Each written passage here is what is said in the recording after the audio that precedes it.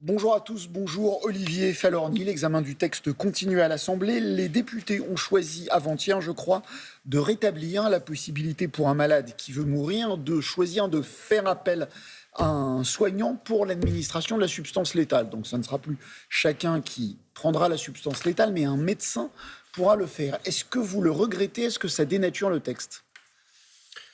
Alors, j'avais émis un avis défavorable dans le sens où le principe de l'auto-administration était prioritaire, mais je m'étais beaucoup battu pour qu'il puisse y avoir l'intervention d'un tiers soignant Quand on ne pouvait pas le en faire cas soi-même. d'incapacité. Parce que vous savez, M. Bornstein, il y a parfois pire que la mort. Quand une personne est condamnée à une agonie sans espoir et sans fin, nous devons pouvoir apporter une réponse, un ultime recours.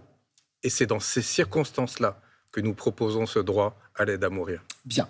Alors, il y a un certain nombre de critiques sur ce texte. Philippe Juvin, député Les Républicains et médecin, est très critique. Il dit que c'est une loi écrite par des gens riches et bien portants qui s'appliquera à des gens pauvres et seuls. Un argument qu'il développe et qu'on peut entendre. On est moins libre de ses choix quand on est pauvre et isolé. Quand on baigne dans ses excréments et qu'on doit attendre 24 heures que l'infirmière passe pour vous laver, la fin de vie est plus difficile à supporter que quand on est entouré et qu'on ait les moyens d'être dans un établissement qui fonctionne bien. Qu'est-ce que vous répondez à cette critique d'ordre social? Alors déjà, j'invite M. Juvin, par exemple, à prendre contact avec Charles Bietri, qui, chacun le sait, est extrêmement bien portant. Non, mais Sous de la franchement, maladie de Charcot. franchement, c'est pas Non, mais très... cet argument... Non, mais cet c'est pas très argument- sérieux, Monsieur Bornstein. C'est pas sérieux. Écoutez toutes les associations de malades, la Ligue contre le cancer, l'association des malades de Charcot, le collectif France Asso Santé qui regroupe une cinquantaine d'associations de malades. Pourquoi sont-ils favorables à l'aide à mourir? Ils parlent au nom des malades. Olivier Falorni, Donc là, on ne parle pas de bien portant. je vous fais pas une critique générale, je fais une critique précise. On a plus tendance à vouloir demander la mort quand on est seul, quand on n'est pas entouré, quand on n'a pas les moyens d'être dans un établissement qui vous garantit une fin de vie correcte. Eh bien, on a plus tendance à vouloir demander la mort. C'est vrai ou c'est faux? C'est peut-être vrai, mais vous ne parlez absolument pas de la loi. Mais absolument pas de la loi. La loi sur la fin de vie, sur l'aide à mourir, ne parle pas de la vieillesse, ne parle pas du handicap. En fait, elle s'adresse à des gens qui sont atteints d'une maladie grave et incurable, entraînant le pronostic vital en phase avancée au terminal. On ne parle pas de gens âgés. Je précise que c'est tous les critères à la fois, enfin, sont cumulatifs. Et Les il y a 5 des critères cumulatifs, parce que ce que je vous dis ne suffit pas. Il faut avoir des souffrances physiques ou psychologiques insupportables, réfractaires au traitement. Il faut exprimer une volonté libre, éclairée et réitérée jusqu'au dernier instant. Donc je le dis, on ne peut pas accéder à l'aide à mourir parce qu'on a un handicap, parce qu'on est âgé, parce qu'on est en perte d'autonomie. C'est un mensonge de dire ça. On s'adresse à des gens qui sont condamnés par la maladie et qui souffrent atrocement. Alors, condamnés par la maladie, justement, parlons des conditions d'inéligibilité. Certains les trouvent trop strictes, d'autres pas assez. C'est normal.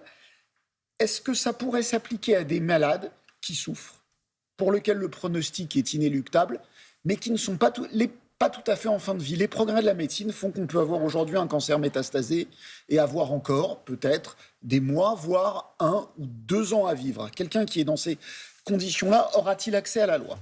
Mais qu'est-ce que vivre signifie quand vous êtes condamné? Parce que quand vous êtes en phase avancée, quand on vous dit vous pouvez aller en soins palliatifs, on sait très bien que les soins curatifs deviennent impuissants.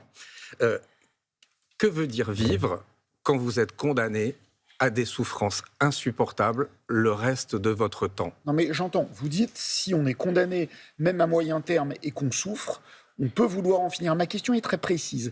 Quelqu'un qui souffre, qui a une maladie incurable, mais dont le pronostic vital n'est pas engagé là, dans les semaines qui viennent, sera-t-il éligible à la loi? La phase avancée a été définie par la Haute Autorité de Santé, très clairement. Et du coup, on l'a inscrit dans la loi. C'est l'entrée dans un processus irréversible qui affecte durablement la qualité de vie du malade. C'est défini par la Haute Autorité de Santé. Très bien, j'entends, mais donc vous admettez qu'on peut avoir encore plusieurs mois, voire 1, voire 2 ans à vivre et quand même être éligible à la loi. Ce qui s'entend tout à fait, mais c'est pour être clair. De toute façon, chacun sait qu'il est extrêmement difficile pour un médecin, et d'ailleurs il y avait eu un débat sur le moyen terme, de la durée. de dire il vous D'accord. reste 3 mois, il vous reste 6 mois.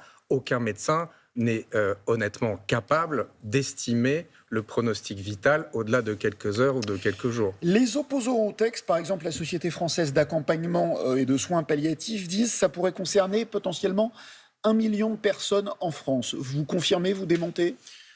D'abord, ça concernera des gens qui vont décéder dans des échéances assez brèves, de toute manière. Ensuite, je vais vous donner un exemple. La Belgique a légiféré en 2002 sur cette loi, avec des critères plus larges que ceux qui ont été choisis en France. Et c'est quelques milliers de personnes. Aujourd'hui, il y a 3,6% des décès en Belgique, 22 ans après le vote de la loi, avec des critères plus larges. 3,6% des décès le sont par une aide active à mourir. Et donc, vous estimez que ça concernerait quoi ? Quelques milliers de personnes, quelques centaines de personnes ? C'est difficile à évaluer parce que, par définition, chaque pathologie est différente. Il est difficile d'évaluer aujourd'hui le nombre de personnes éligibles. Simplement, quand on compare avec un pays comme la Belgique, je le redis, on est, au bout de 22 ans, à peu près 3% des décès. Il nous reste quelques secondes pour parler de calendrier. Le vote solennel devait avoir lieu aujourd'hui, c'est maintenu ? Oui. Non, probablement le vote aura lieu demain après-midi. Il reste à peu près 200 amendements à étudier. Pour une application de la loi, quand ? Alors, je l'espère, un vote définitif avant l'été, une application début 2027, puisque vous savez qu'ensuite, il y a des décrets qui doivent être publiés par le gouvernement. Donc moi, ce que j'espère, c'est un vote avant juillet, et ensuite une application au plus tard, le 1er janvier 2027. Olivier Falorni, merci d'être venu mettre des mots, MOTS, toujours dur, précis, sur des mots MAUX, très compliqués à définir. Olivier Falorni, invité des 4V. Bonne journée à tous. Merci à tous les deux. Merci à Sophie Scheidt et Ludovic Legris pour la co-interprétation de cette interview en langue des signes.